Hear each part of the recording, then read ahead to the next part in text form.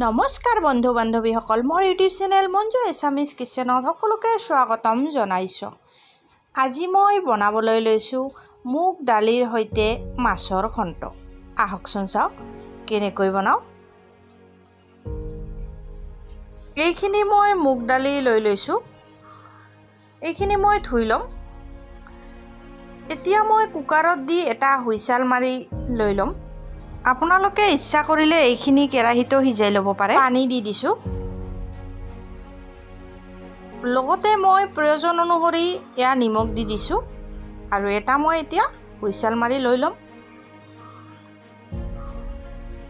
এখন কেৰাহী পাতি দিছোঁ, তেল দিছোঁ। তেলখিনি গৰম হোৱাত মাছ কেইপিচ দি দিছোঁ।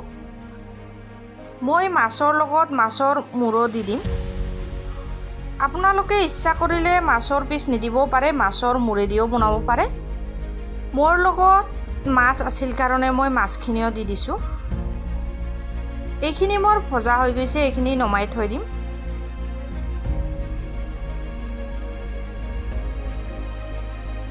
সেই একেখন কেৰাহীতে মই তেল অকণমান দি লৈছোঁ আৰু এয়া কেইটামান পাঁচফোৰণ ফুটাই লৈছোঁ। লগত এয়া দুখিলা তেজপাত দি দিছোঁ আৰু এয়া এটা শুকান জলকীয়া দি দিছোঁ। এতিয়া মই ইয়াত কাটি ৰখা পিঁয়াজখিনি দি দিছোঁ। এইখিনি মই অলপমান সময়ৰ কাৰণে ভাজি ল'ম।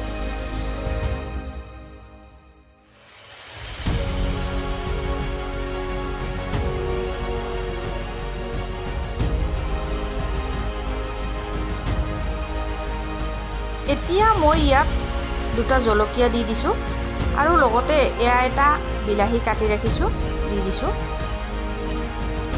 ভালদৰে মিলাই দিছোঁ আৰু কিছু সময় ভাজি ল'ম। মই কিন্তু বিলাহী একেবাৰে গলি যাব নিদিওঁ।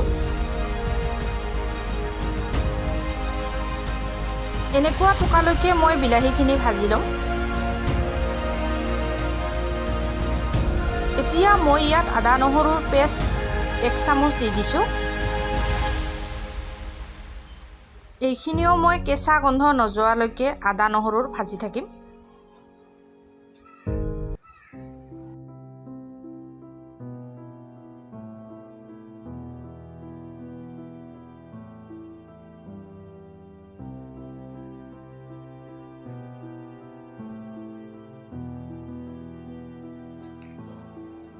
এতিয়া মই ইয়াত মাছৰ মূৰটো দি দিছোঁ। অলপমান ভাঙি ভাঙি দি দিম আৰু ভালদৰে মিলাই দিম।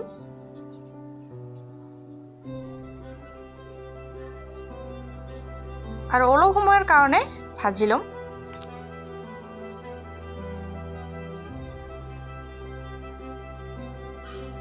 এতিয়া মই ইয়াত শুকান মছলাখিনি দি দিছোঁ।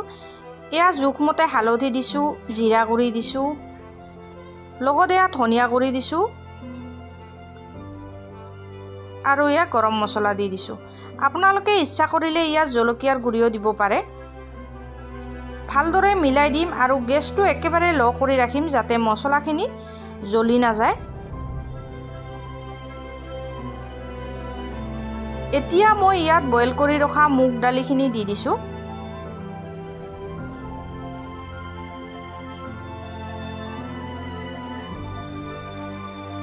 ভালদৰে মিলাই দিম। আপোনালোকে ইচ্ছা কৰিলে ইয়াত পানী দিবও পাৰে, নিদিবও পাৰে। মই অলপমান পানী দি দিম। ইয়াত গৰম পানী দি দিছোঁ। এতিয়া মই এইখিনি উতলিবলৈ দি দিম। বহুতে মুগ দালিৰ ঘণ্ট বেলেগ বেলেগ ধৰণে বনাই খায়। কিছুমানে ঘণ্টত ঘিউ ব্যৱহাৰ কৰে। যিসকলে ঘিউ ভাল পায় ঘিউ দিও বনাব পাৰে। এয়া মই মাছ কেইপিচ দি দিছোঁ আৰু ভালদৰে উতলিবলৈ দি দিম। মুগ দালিখিনি ঠিক এনেদৰে গোটা গোটা হৈ থাকিব লাগে, তেতিয়া খাবলৈ বৰ ভাল লাগে। এইখিনি ভালদৰে উতলিবলৈ দি দিম। মই আজিও দুটা কমেণ্ট পঢ়িবলৈ লৈছোঁ। কৌশিক ৰায়ে লিখিছে ইয়াম্মি। ধন্যবাদ থাকিল মোৰ প্ৰত্যেকটো ভিডিঅ' চোৱাৰ কাৰণে, কমেণ্ট কৰাৰ কাৰণে। আৰু জ্যোতিশিখা ৰায়ে লিখিছে মজ্জা। ধন্যবাদ থাকিল।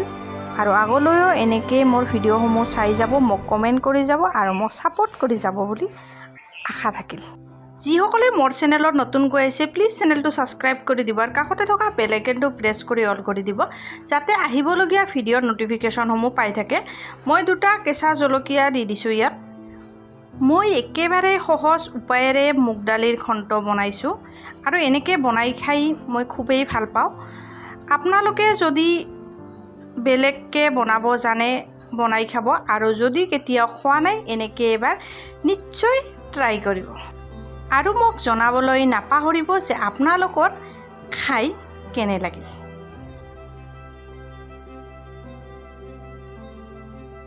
এইখিনি মোৰ হৈ গৈছে, এতিয়া মই এইখিনি নমাই থৈ দিম।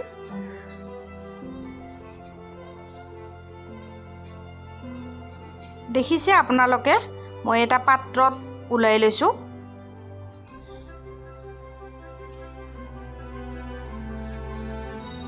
আপোনালোকৰ মোৰ এই ৰেচিপিটো চাই কেনে লাগিল নিশ্চয় জনাব আৰু যদি ভাল লাগিল লাইক কৰিব, শ্বেয়াৰ কৰিব, কমেণ্ট কৰিব, লগতে ছাবস্ক্ৰাইব কৰিব বুলি আশা থাকিল। মোৰ এই ৰেচিপিটো চোৱাৰ কাৰণে আপোনালোকক বহুত বহুত ধন্যবাদ থাকিল।